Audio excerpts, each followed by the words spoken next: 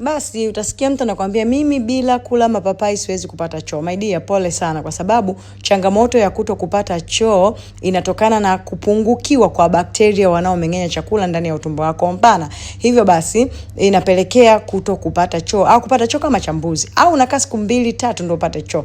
Lakini ukweli ni kwamba papai litasaidia kwa muda fulani, ila itakapofika muda tena bakteria watakuwa hawapo kabisa. Hapo ndipo utakapoendelea kuwekewa mipira ili kuweza kutatua changamoto yako. Lakini tukumbuke tu kwamba kama una changamoto ya kuto kupata choo, basi unaweza kupata madhara mengine mengi tu, kama madhara ya ngozi, chunusi kutokuisha, changamoto ya ngozi yako kuwa kavu, changamoto ya bakteria wengine wengi, kupata changamoto ya maumivu katika sehemu zako za viungo na mbalimbali. Sasa kwa wale ambao wanasumbuka na changamoto ya kuto kupata choo na mpaka wale mapapai, namba iko bio hapo. Naweza kukusaidia package nzuri kabisa ya kuweza kutatua changamoto hiyo.